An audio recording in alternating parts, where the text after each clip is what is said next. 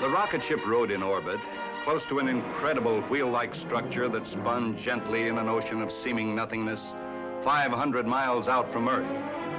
This multi-man space station, dubbed BB, Benedict's Billions, had been made a reality by a tremendous number of scientists and technicians working against fantastic odds. And all of this stupendous effort had been spent in preparation for the next few moments to come. It was nearing the instant of launching of the rocket ship that was intended to carry the first men into orbit around the moon. Fuel transfer systems chill. The principal responsibility now was upon one man. That man was Jim Benedict, director of the U.S. space program. Close bypass valves. Bypass valves closed. Monitor nozzles. Nozzles adjusting. Fuel transfer system complete. Get in facility console, ECS circuit breakers. Facility console, ECS circuit breakers on. Start reactor power build-up for test. Reactor power build-up started. 2%.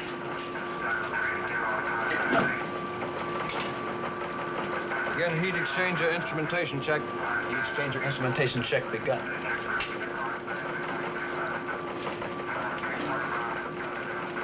Advance reactor power to 10% criticality. Reactor power advanced to 10% criticality. I'm worried about you. Preset Vernier engines Firex to run position. Worried about what? Going to engines Firex, preset the run position. Happy you're getting a mite old for this sort of nervous strain. Young man, it makes me as happy as a sockeyed salmon swimming upstream. Program heat exchanger. Heat exchanger programming. Doc, do you have a confirm on rod control reading? Affirm. Criticality holding 10%. Gradient advance tracking curve. Dave, may we have a check on your stellar inertial platform stability? Locked up. Guidance tracking. Redundant systems in full sync. May we have a report from tracking stations?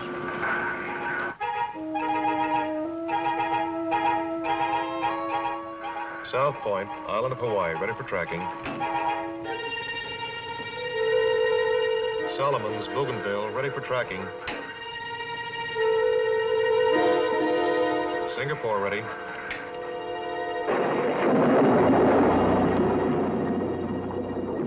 Ready at Nairobi, Kenya. Jodrell Banks, Manchester, England, ready.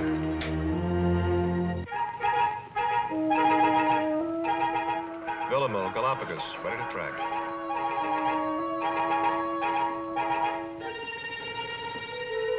Barrow, Alaska, standing by, ready for tracking. This is ground communication control. Dr. Andrews is ready. Dr. AA, do we have a confirm on manual override? Pre-programming vector to target on alternate emergency intercept courses. This is Dr. Andrews. Confirmed programming. A, Alpha, B, Bravo, C, Charlie, D, Delta. Dr. Logan, do we have a confirm on alternate Vernier fuel calculations? Confirmed Vernier fuel calculations on alternates now telemetering for conditions K Kilo, L Lima, M Mike.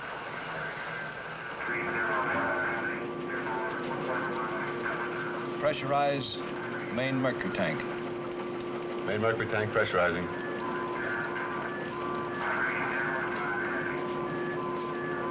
Pressurize auxiliary mercury tanks. I'll be glad when this one's over. You worry too much. It's the old story. Only two things can happen. It'll either be go or no go. If it's no go, only two things can happen. We either try it again or somebody else tries it. If it's go, only two things can happen. They either make it or they don't make it. You're not as tough as you sound. You're just as keyed up as I am. You're tracking me. I'll be glad when this one's over, too. What the devil's this? Whatever it is, it's heading this way, fast. Get the alarm. No go. go. No go. Lock off all working fluid. No go. Stop the pile.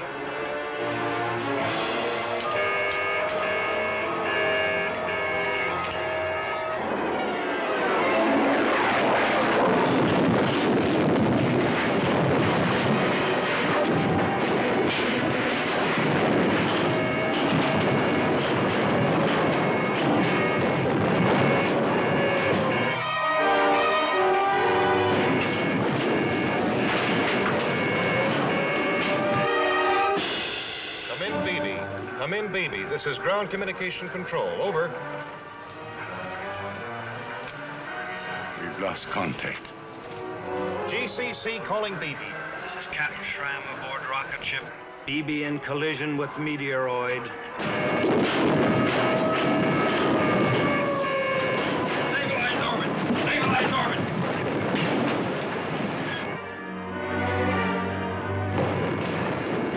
Guidance control, report on orbit. Guidance control not manned and ready. No report, sir. Damage control, report. Sections 5 and 18 sealed off with brakes and skin. Multiple fires in generator compartments. Switch to auxiliary power. Interlock guidance and automatic burn your controls to hold orbit.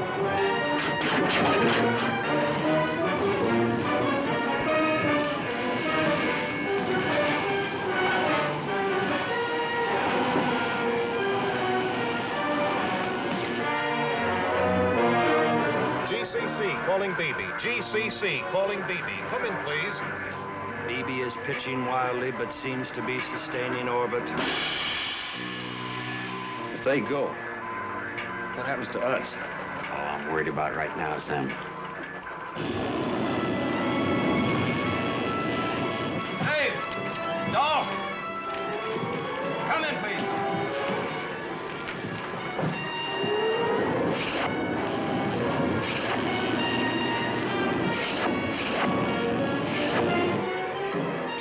Rocket ship. Dolph, Dave, come in. Can you hear me? Come in, please. Okay, here, Jim. How about you? Some damage, but I think we're going to be all right.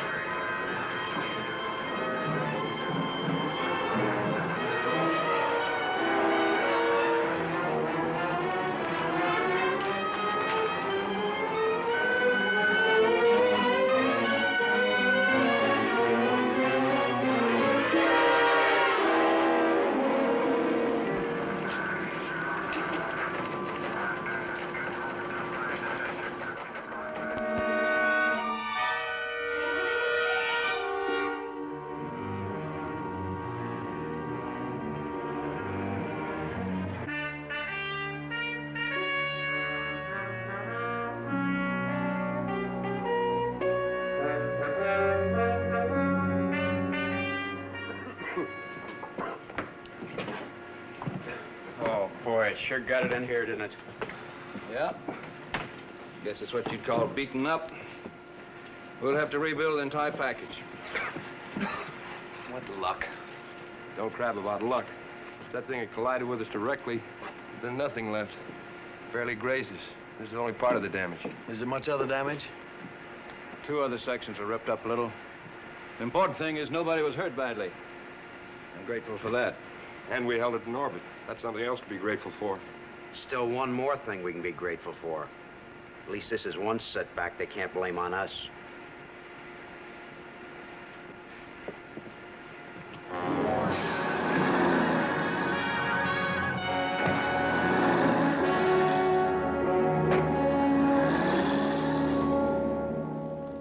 As director of the space projects, Benedict has done a great deal.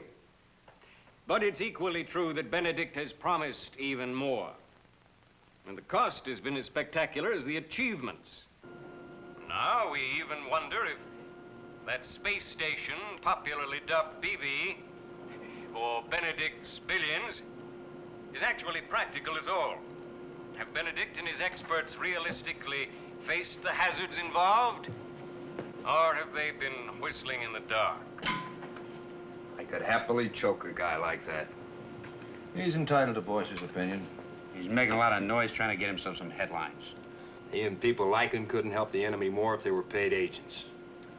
Listen to you two, you'd think that we were heroes to everybody but the politicians. From all report, the bulk of the press has been equally hostile all week. The prices we're costing them, they want success, not failure, regardless of cause. Excuse me, sir, but Washington is on a radio phone for Dr. Benedict.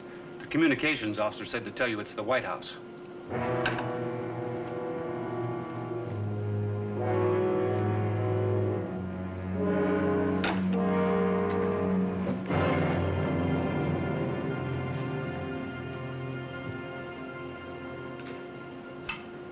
And that man's name is James Benedict.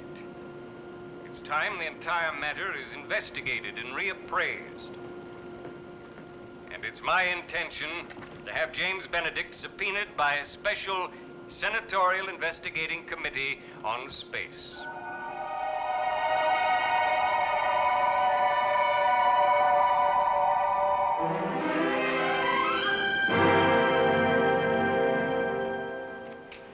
Well, what did the president say? Direct quote. I don't want anything to happen to the space program. We're in for a tough appropriation fight to save it. I'm depending on you. What are you supposed to do? I don't know, June. I'll have to play it by ear. Well, I'm sorry about the setback. But here's to any minor mishaps that bring you back to me. Minor mishap. I'm ecstatic to be sitting here. But how can you call what happened to us a minor mishap? Well, I'll put it this way, then. I'm grieved about the collision, really. But I'm downright enthusiastic about the subpoena. Yeah, how about that? It takes a collision with a meteoroid and a summons from the Senate to get us together for a couple of hours. Some romance. One, it's beautiful. When do you intend to marry me, sir? One of these days. I don't like to rush into anything, even though it's only a little thing like marriage. You know, I'm acquainted with literally hundreds of people. And I have to fall in love with a man who lives in an orbit. Guess you're just lucky. I spend half my valuable time looking up into the sky, wondering how you are. Wondering when I'm going to see you again. At night, when the stars are out, that's when it's the worst. That's when you seem so far. It's funny, but with me, it's just the other way around. I look down at the Earth, spinning slowly beneath us, and it seems so small. All the places on it seem close together. Sometimes I can even pick out this city.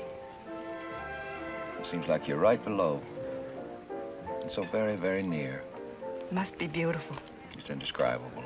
I wish I could show it to you. Maybe someday. Maybe.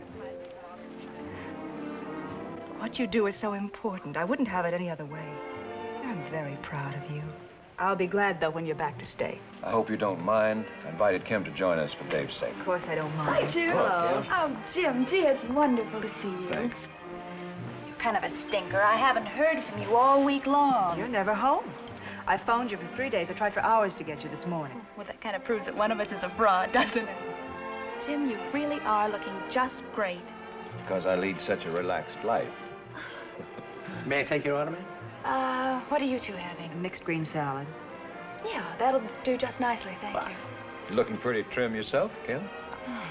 I've been eating like they were going to prohibit it tomorrow. I have put on 5 pounds. It doesn't show. Oh, yes, it does when I stand up. Oh, come on. Now, stop being evasive. Tell me everything, Jim, because I want to hear it. Well, let's see. Dave's in flawless shape. I don't have to tell you that he misses you. I expect he tells you that on the phone all the time. He's been telling me that he misses me practically since the day we were married. That's kind of the story of our lives, how much we miss one another. Move over, you have company. Well, at least you gals won't get tired of us. Oh. Is that so hilariously funny? Strange, I don't see any humor in it at all. Well, really, Kim, I don't either, but no reason to abuse ourselves about it. Doesn't seem to do very much good not to mention it at all, either. I have a feeling that it's going to go on until I'm old and gray. Or until you kill him. Kim, what a terrible thing to say. Maybe, but it's true. The newspapers call you the Space Project Team. You don't seem like very much of a team to me. Dave takes all the risks and you take all the bows. You know you don't mean that, Kim.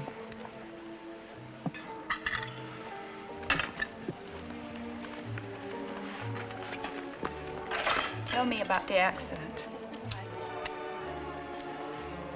There's not much to tell beyond what you've already heard and read. We were close to the finish of the countdown, just happened to run into a fair-sized meteor. Suddenly we found ourselves with all bets off. So what happens now?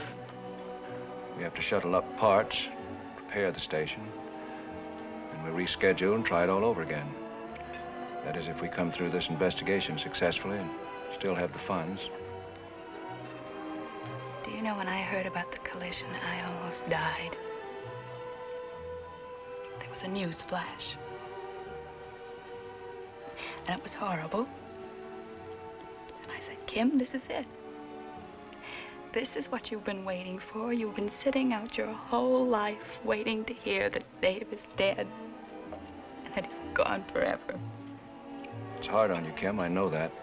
And I'm sorry. You're not sorry. If you were, you'd stop pushing. We can't stop. This is something we all believe in. Oh, I don't. Kim, there's no reason to take it out on one another. So now I've got to face another long wait. While you reschedule things and try again. And then I'll see Dave for a few weeks. That is, if he comes through this. But then there'll be another project, and you'll take Dave away again. But let me tell you something, Jim. I am sick and tired of your being the master and Dave being the guinea pig. And I think deep down he is too. And one of these days, I am going to do some very fancy screaming about it. Kim, it's not my fault. Don't blame me. It was an act of God. In that case, there's nobody to blame but you. Because that's the role that you play.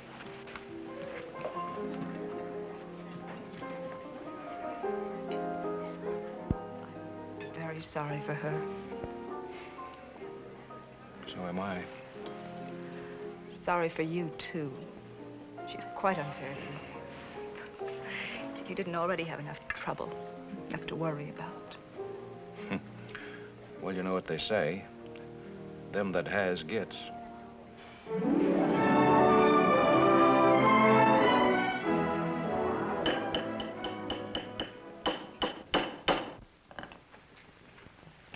At this moment, is the satellite in particular hazard because of the damage sustained? No, sir. It has ample auxiliary power to keep it functioning within safety factors. But until repaired, the station's usefulness is impaired. Dr. Benedict, for the record, how much of the damage to the satellite resulted directly from the collision itself? Well, little, actually. The meteoroid was a large one, but it fortunately merely scraped us, coming in contact with this upper portion of the structure, causing some tearing of the skin to section 18 and to section 5 from some hurled fragments. Any other questions? Yes, I have a few. Did the rocket ship itself sustain any damage? No, Senator, that was not directly involved. The delay in the space projects and the huge added expense, which we can certainly expect to be heaped upon us, are due then purely to the space station being up there. I'm afraid I don't quite understand your question. All right, I'll put it another way. Let's talk about that rocket ship. If it had been designed so as not to be dependent upon the space station, then there wouldn't have been any reason for delaying its attempt on the current moon project, now would there? Inasmuch as the rocket ship is dependent in certain respects upon guidance and safety control from the space station, I would have to regard that question as too iffy. Now, don't try to evade me, sir. You're supposed to be one of our nation's greatest brains. Certainly you should be able to understand this simple question. If the rocket ship were 100% independent of the space station, would there or would there not have been any reason for delaying its attempt to orbit the moon? Well, that's would be in the realm of crystal gazing. Though I hate to admit it, in that field I'm not qualified to answer.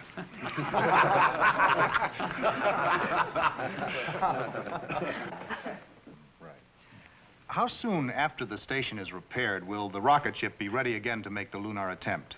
A whole new system of procedures will have to be set up. The moon will be in a different position with relation to the Earth-Moon orbit around the sun, but these preparations should all be finished long before the space station is repaired. The statement you've just made establishes beyond one iota of doubt that the principal delay is due to the time required to repair the space station. I would say there could be no question about that. Fine, fine. Then if that is so, then this follows. We all know that launching a rocket from the surface of Earth involves many problems that are avoided by starting it from a high-speed orbit above our atmosphere.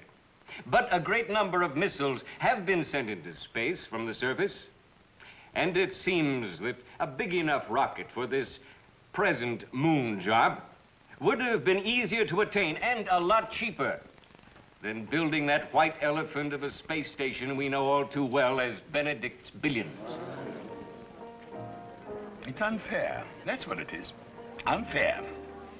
It's unreasonably, unjustly, unequivocally unfair. It's unfair, all right. You're doggone right it's unfair. You know me. I never get mad. Nothing ever makes me mad. I don't allow myself to get mad. But today I'm plenty mad. Dr. Andrews is right, Jim. This isn't a hearing. It's a mammoth soapbox. And Senator Royce is using it for personal speech-making. You're quite right, you.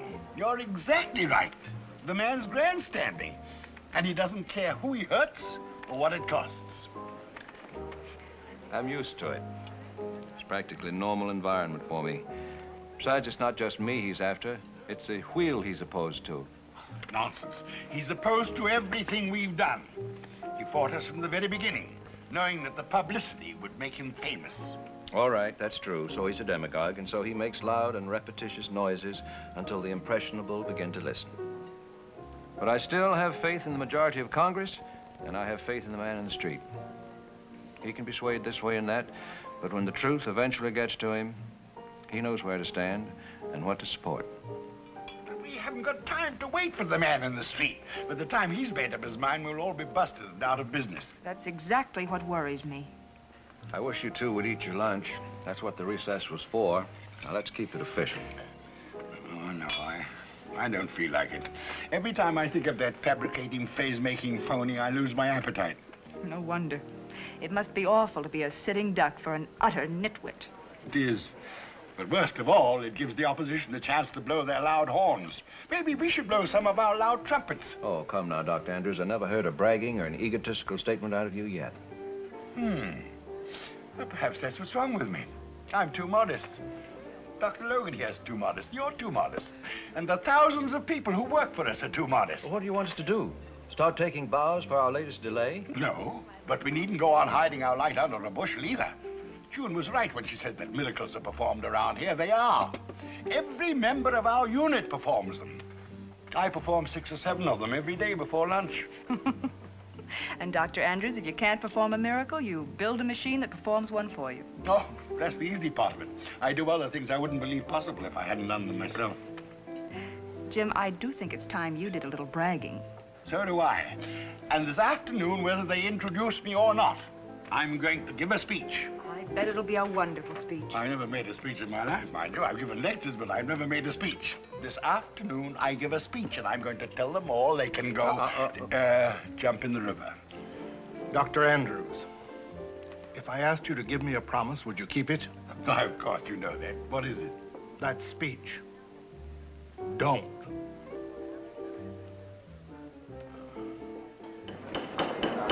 Mr. Chairman. Dr. Benedict?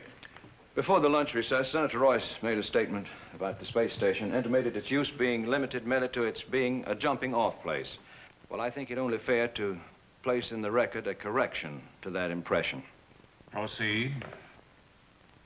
Freed from Earth gravity and atmosphere, the space station is a complex working base from which many highly critical functions are performed. Weather forecasting, astronomical observations, radio and television relaying, and many highly important military uses, only one of which is global reconnaissance. Oh, now, Benedict, we've had all sorts of satellites in orbit, telemetering back data long before you built that contraption up there. Yes, we still have. And I might add that the station is now servicing some of those very units. But let's forget all of that for a while and let's talk about some facts of life. We don't intend only to send up a manned missile to orbit the moon. That's only one step in our program. We intend to make a soft landing on the moon. We intend to establish a base on the moon. A base that will need to be continuously supplied. Now, of course, all of this could be done by sending up missiles from the surface of the Earth.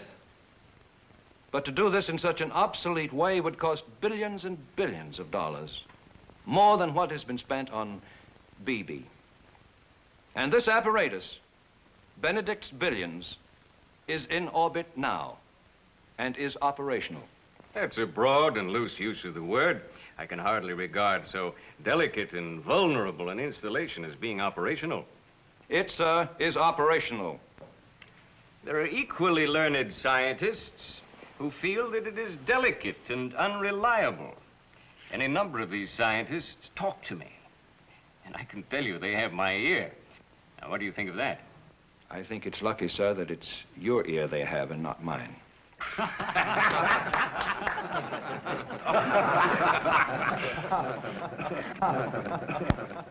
I don't think that this is any time for levity. I'll tell you what I intend to do, sir. I have as scientific advisor Dr. Kurt Easton, whose reputation is unassailable. I'm going to see that he's appointed to return with you as official observer on the station. I think we've arrived at the moment when this committee is entitled to some first-hand reports, which may not necessarily be in concert with yours and your personal organization. And I can tell you the Pentagon better not try to block it. If this committee sees fit to appoint such an observer, I assure you no one will try to block Dr. Easton.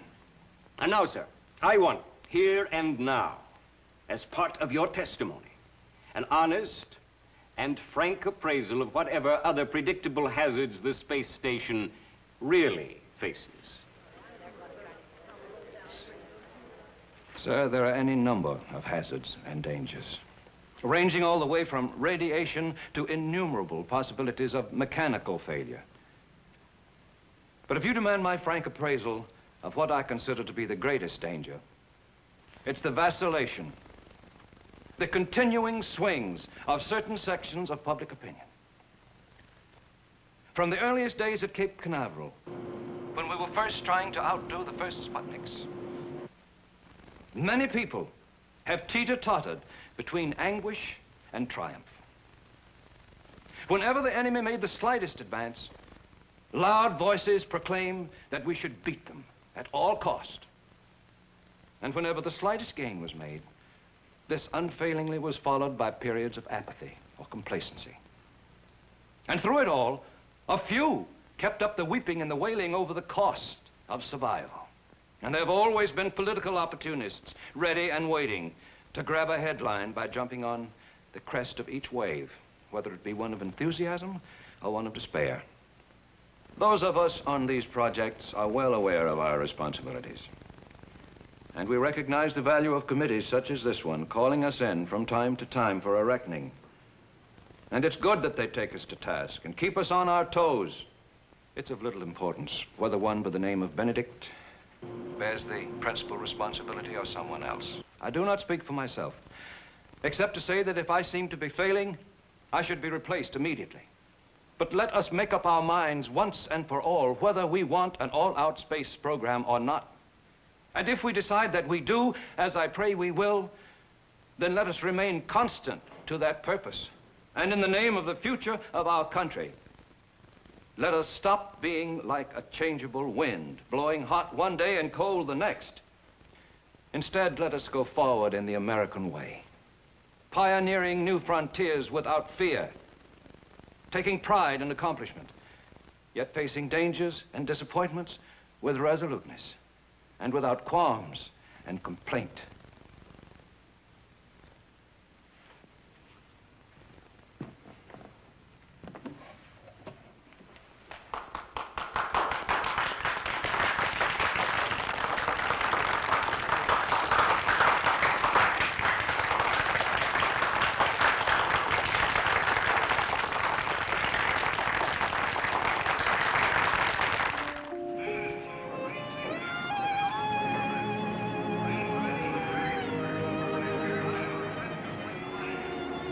These are the awful moments. Yes, they are. I'll be thinking of you every second. And I, you. Good evening, Dr. Easton. Hi there. Dr. Easton, may I present Miss Kramer? Hello, Doctor. Delighted, Miss Kramer. Dr. Easton's going with me to the wheel as an observer. So he told me I could get on down and climb aboard. Yes, I'll join you in just a few minutes. This is quite a night for me. I've been around a lot of rockets in my day, but I've never ridden in one. I'm not ashamed to say that I'm beginning to feel the full throes of panic creeping over me. It was pretty dreadful for a man to attain the age in life that I have and face up to the fact that he might be a weak-kneed, quivering coward. Well, don't let that worry you, Doctor. That's almost normal behavior. Even after a lot of trips, the fellow's on the nervous side. Everybody's first experience is terrifying. Well, what gets me is how I blithely accepted this assignment. For some peculiar reason, I don't think I was actually aware up to a few moments ago of the fact that I was getting myself in the situation of being shot out of a cannon going up and coming back. You can't tell a thing about it. You might love it. Well, I'll tell you this, it's never going to become a hobby. It's a pleasure to know you, Miss Kramer. Nice meeting you, Doctor. And here goes. I'm seeing you. Hope my knees get me over there. Poor guy. Nobody's first trip is any fun. Seems like a nice enough fellow. You know, everything may turn out to be all right. I hope so. We sold them on the space station again. Let's just hope that the moon launching goes well. It will.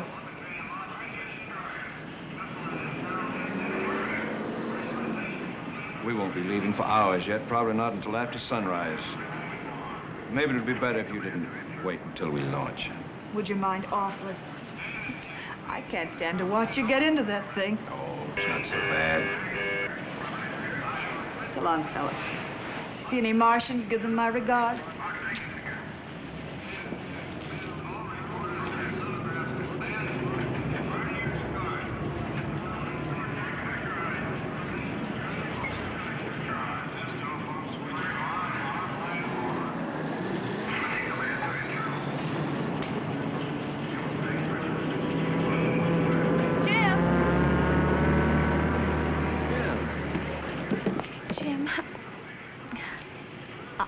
I don't know what to say to you.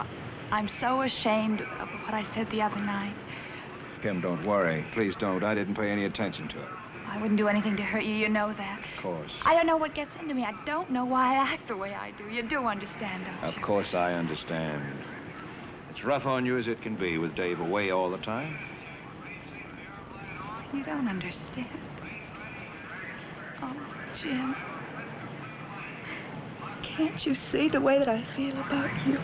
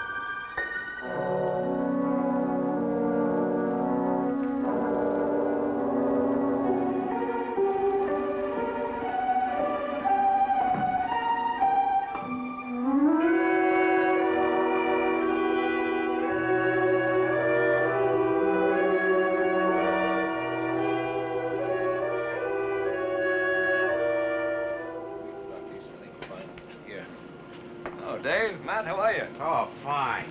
You look great. Thanks. Good to have you back, Jim. Thank you. I'd like you to meet Dr. Kurt Easton. Colonel Matthews, ship commander, my associate Dave Rimmel. Welcome aboard, sir. Thank you. Nice to know you. How do you do? I believe we met once before at a symposium. You read a very interesting paper concerning missile trains. Well, yes, I do remember. That would have been a couple of years ago. MIT, I believe. That's right.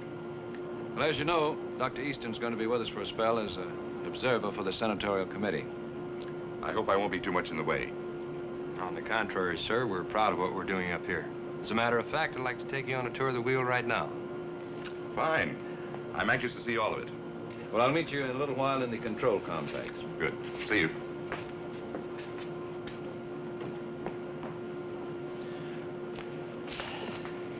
How was it? Pretty rugged? Not bad. We have the majority of Congress on our side. You did a beautiful job, Jim. We were all proud of you. You gonna be much of a headache? Who knows? I'm glad of one thing. They sent us a pro, even if he does happen to disagree with some of our ideas. Maybe we can win him over on our side. Hope so. I don't have to tell you how important it is that we do. You see Kim? Of course. How was she? Just fine. I'd say she was in excellent health. How'd she act? Friend or enemy? Well, I only saw her a couple of times. First time, she was a little feisty.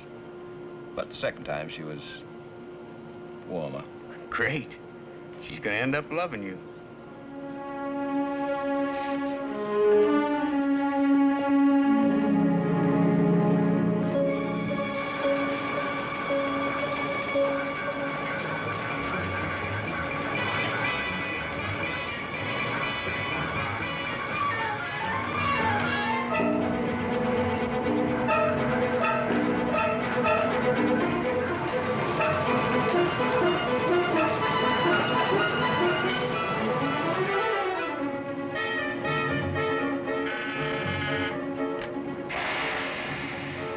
Dr. Easton, come in.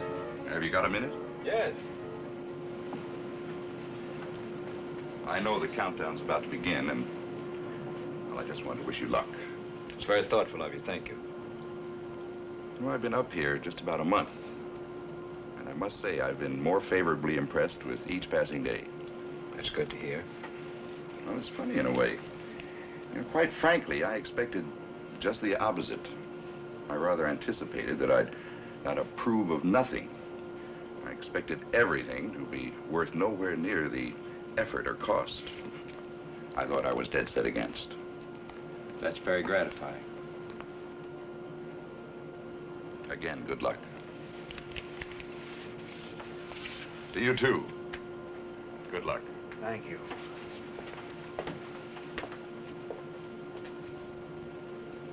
Well, we're ready, Jim. We're about to get over the rocket.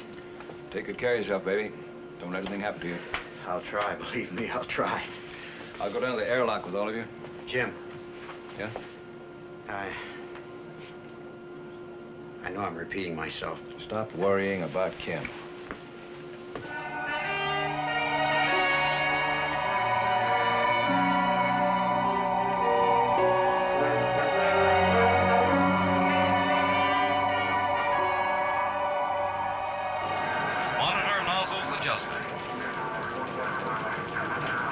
Start reactor power buildup for test. Reactor power buildup started. 2%. Begin heat exchanger instrumentation check. Exchanger instrumentation begun. Advance reactor power to 10% criticality. Reactor power advanced to 10% criticality. What's your rod control reading, Gal? Criticality holding 10%. Dave, report on guidance system. Locked. Redundant systems in full sync. Dr. Andrews? Programming confirmed, as well as emergency alternates. Dr. Logan? Confirmed vernier calculations as telemeter. Close number 1 and number 2, vernier engine links. Number 1 and 2, vernier engine links closed. Nuclear reaction no longer constant. Not sustaining 10% criticality. Dolph? Confirm. Criticality near 20%. Oh! Power off. Shut down nuclear pile. I'm trying to. She's not responding. Are you on automatic or manual override? Rod control is not responding to either. Criticality 22%. Close tank valves. Shut off all working fluid. All valves closed. There's no danger of premature thrust, but maker and dog rods are withdrawn and no longer functioning. We have a runaway. Man, oh man. You're not kidding. If she keeps building, if she hits 95%, she'll blow like an A-bomb. Matt, you better alert all your people.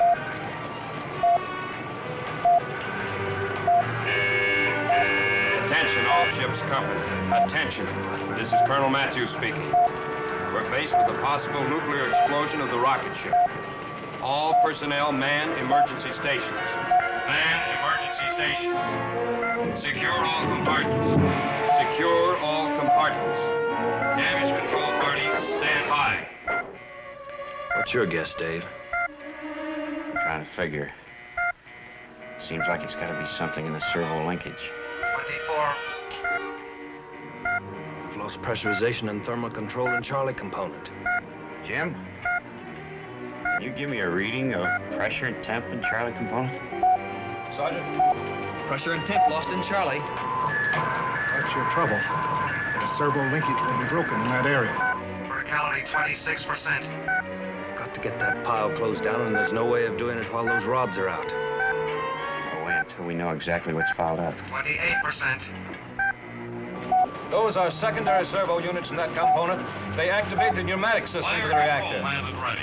I can climb in there through the central column if we've got enough pressure. Damage control, manned and ready. I'm afraid that may take too long. I've got to try it. Guidance control, manned and ready. Go ahead. Pressure and thermal control, manned and ready. If that rocket blows up, it will blow us up too. We're at a calculated safe distance. It'll probably rock us. We'll probably lose orbit, but we'll probably live. Is that all you're worried about? I didn't say that. I said I'm not exactly enjoying it. 30%. Gradient increase accelerating. Dave made up his mind. You couldn't have stopped him. The hotter that pile gets, the faster she'll keep building. They can run out of time all at once. They know that as well as we do.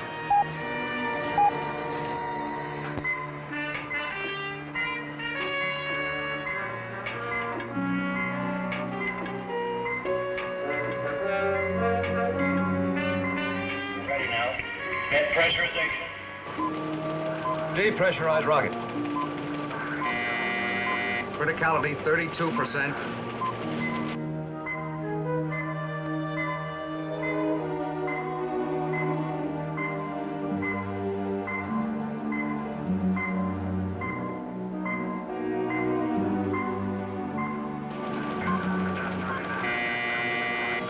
%.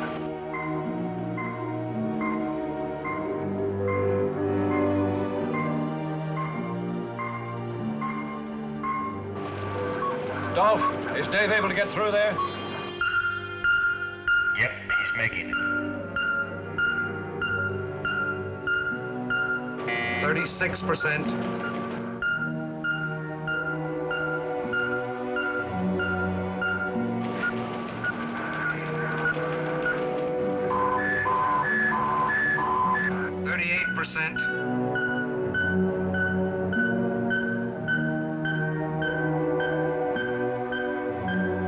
Criticality 40%.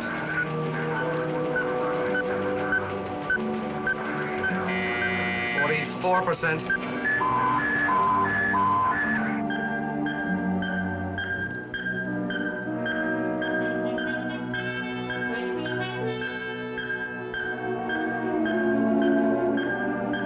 Criticality 48%. Criticality 52%. I found it. small bleed-off duct of a hydraulic conduit burst. Fluid blew out in globules, froze against one of the servo units of the rod activator. It's jammed with ice.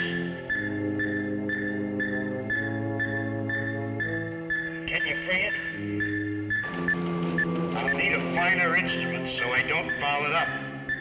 I'll get it. At the rate the pile's building, she'll explode before you can accomplish anything. I can make it. No, I don't want you to try it. I want you all to abandon the rocket. How far can we walk in the next 30 seconds? Where do we go?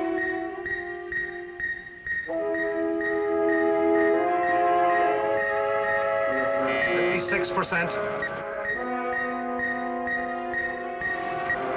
Dr. Logan, even if he frees it, will it operate with the bleed-off duct broken? Yes. If you can free it, the servo will work. The bleed-off duct has nothing to do with the rod control. 58%.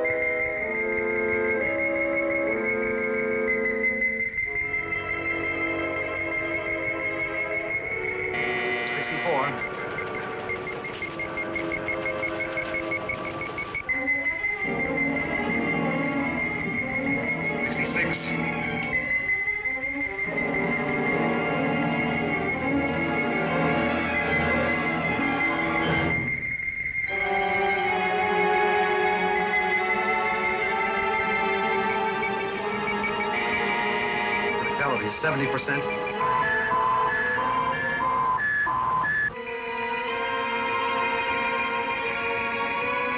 72%.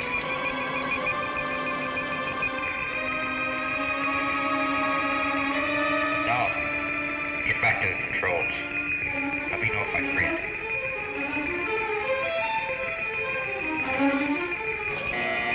74%. 76%. 78%. 80%. Any action yet, Nelson? No, not yet. She's still stuck. 1%.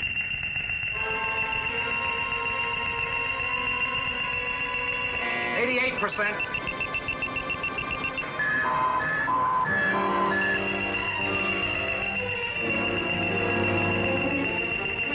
Criticality 90%.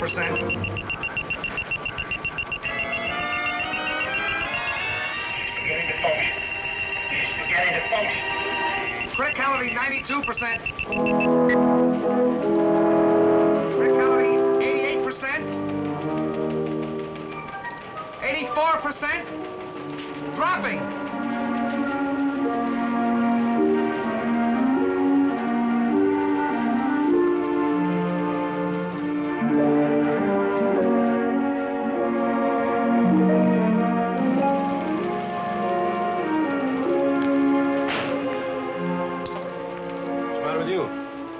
More delay.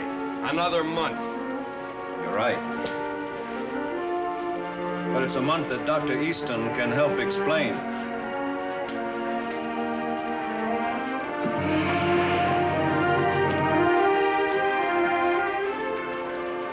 I will describe precisely what I've witnessed. How those on Earth will react, only the future can tell.